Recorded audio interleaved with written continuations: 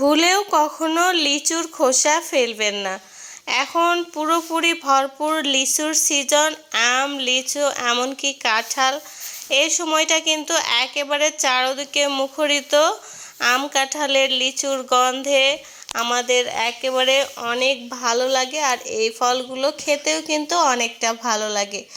আর আমরা খেয়ে দিয়ে নিশ্চয়ই এই লিচুর খোসা ফেলে দেয়। আজকের ভিডিওটি পুরো যদি দেখেন আপনি কখনো আর লিচুর খোসা ফেলবেন না।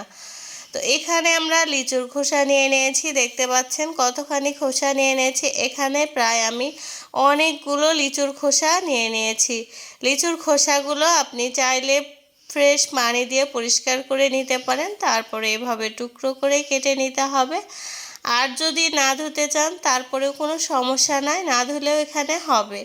তো সবগুলো লিচুর খোসা এভাবে আমি সুন্দর মতো করে একই সাইজের করে কেটে নিয়েছি। এভাবে করেই কেটে নিতে হবে। তো দেখতে পাচ্ছেন কেমনটা হয়েছে, জাস্ট এতটুকু হলেই হয়ে যাবে। তারপরে আমরা কিছু উপাদানের সঙ্গে মিক্সড করব। এখানে আমি দিয়ে দিয়েছি 1 টেবিল চামচের মতো সুগার। সুগারটা ভালো করে লিচুর খোসার সাথে মিক্সড করতে হবে।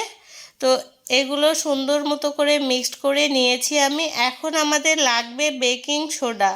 তো দেখতে পাচ্ছেন বেকিং সোডাটা নিয়ে নিয়েছি। আপনাদের বাসায় যদি বেকিং পাউডার থাকে সেটাও আপনারা এখানে ব্যবহার করতে পারেন। তো বেকিং সোডাটা আমি প্রায় 1 চামচের মতো এখানে ব্যবহার করেছি। দেওয়ার পর এটা আরও ভালোভাবে নেড়েচেড়ে মিশিয়ে নিয়েছি। এখন আমি শুকনো মরিচের গুঁড়া 1 চামচ দিয়ে দিয়েছি। এখানে আপনারা চাইলে শুকনো মরিচের গুঁড়াটা পরিমাণটা বাড়িয়ে কমিয়ে নিতে পারেন, তবে কমানো যাবে না। এটা যত বেশি পরিমাণে দিবেন ততটাই ভালো হবে। এখন আমাদের লাগবে, এটা দেখতে পাচ্ছেন, নেপথলিন।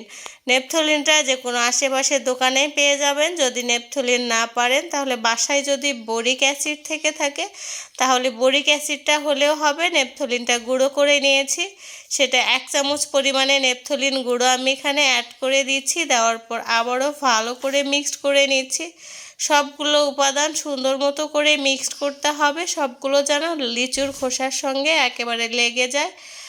আর ভালোভাবেই অবশ্যই মিক্সড করবেন। এখন কিন্তু আমাদের এটা তৈরি হয়ে গেছে। আপনাদের বাসা বাড়িতে যদি তেলাপোকা, ইঁদুরের উৎপাত হয় তাহলে এটা অনেক কাজ করবে কীটনাশক হিসেবে। আপনি হয়তো অনেক টাকা খরচ করে ফেলেছেন, কোনো কাজ পাননি। এটা একবার ব্যবহার করে দেখবেন, আপনার বাসাবাড়ি থেকে একেবারে সমস্ত তেলাপোকা, ইঁদুর, টিকটিকি উধাও হয়ে যাবে আর কখনো ফিরে আসবে না। হয় মরে পড়ে থাকবে, নয় একেবারে বাড়ি থেকে পালিয়ে যাবে।